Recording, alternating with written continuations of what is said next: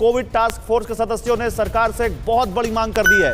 Covid task force ने सरकार से कहा है कि संक्रमण की चेन तोड़नी है तो देश में एक बार फिर कंप्लीट लॉकडाउन लगाया जाए।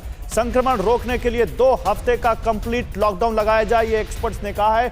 लॉकडाउन पर केंद्र सरकार जल्द कोई फैसला ले सकती है, ये सूत्र बता रहे हैं। अलग अलग राज्य अपने यहाँ mini lockdown, weekend lockdown, break the chain, full lockdown सब कुछ लगा रहे हैं, लेकिन असर नहीं दिख रहा है उसका। और इसलिए अब कोविड टास्क फोर्स जो कि कोरोना से निपटने के मामलों पर सरकार को सलाह देती है, उसने कहा है कि 15 दिनों का, कम से कम 2 हफ्तों का लॉकडाउन, कंप्लीट लॉकडाउन लगाया जाए देश में।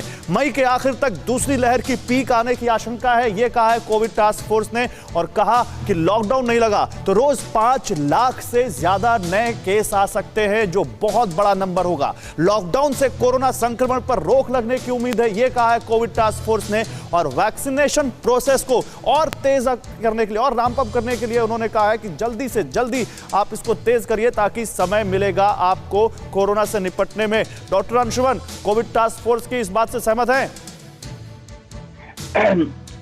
डॉक्टर एंथोनी फॉसी जो यूएस के एपिडेमियोलॉजिस्ट हैं, उन्होंने हिंदुस्तान की दुर्दशा देख के वहां से स्टेटमेंट रिलीज किया।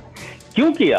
कि उन्होंने देख लिया कि हिंदुस्तान इस काबिल है ही नहीं, जिस तरह से मैनेज कर रहा है नाइट कर्फ्यू, जनता कर्फ्यू या इवनिंग लॉकडाउन, ये मैनेज नहीं हो पाएगा। तो उन्होंने रिकमेंड किया कि आप कंप्लीट लॉकडाउन करो। क्या फायदा होगा कंप्लीट लॉकडाउन से? 3 पर्पस हैं, मिटिगेशन, प्रिपेयर्डनेस एंड टेस्टिंग।